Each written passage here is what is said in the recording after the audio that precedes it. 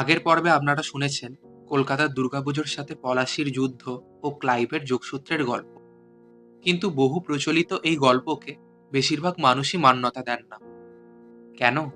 সেই গল্পই রইল আজ। পলাশীর যুদ্ধে জয়লাভ করার পর ব্রিটিশ ইস্ট ইন্ডিয়া কোম্পানি তাদের ব্যবসা আরও জাঁকিয়ে শুরু করে।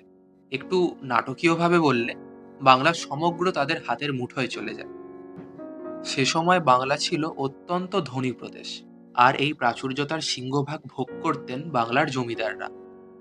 পলাশীর প্রান্তরে নবাব সিরাজউদ্দৌলার পরাজয়ের পর শক্তিশালী ব্রিটিশদের সাথে পেরে ওঠার কল্পনা তখনকার সেই রাজা বা জমিদারেরা হয়তো কেউই করেননি। সুতরাং অস্তিত্ব রক্ষার সেই পরিস্থিতিতে ব্রিটিশ সাহেবদের সাথে সম্প্রীতির হাত বাড়ানো ছাড়া তাদের উপায় ছিল না, এবং তাদের সাথে ভালো সম্পর্ক তৈরি করতে, বা বলা যায় তাদের এক প্রকার প্রসন্ন করতেই, নানান উৎসবে তাদের আমন্ত্রণ করত এই জমিদাররা।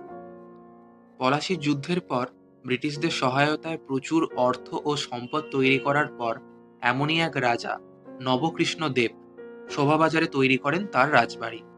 এই রাজবাড়িতেই রাজা নবকৃষ্ণ অতি ধুমধাম ও আড়ম্বরে চালু করেন মা দুর্গার পুজো।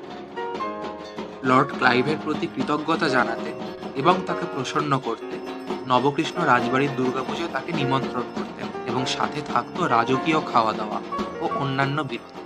দুর্গাপুজোয় ক্লাইভের এই অংশগ্রহণ পরবর্তীকালে লোকমুখে বিকৃত হয়ে নানান গল্পের জন্ম দেয়। পলাশীর যুদ্ধের পর ক্লাইভই যে কলকাতার প্রথম দুর্গাপুজোটি করেছিলেন, এই গল্পটিও আদতে তাই সত্য নয়, বরং এটিও পলাশীর যুদ্ধে নির্লজ্জ ব্রিটিশদের কৌশলের মতোই কেবলমাত্র ছলনা।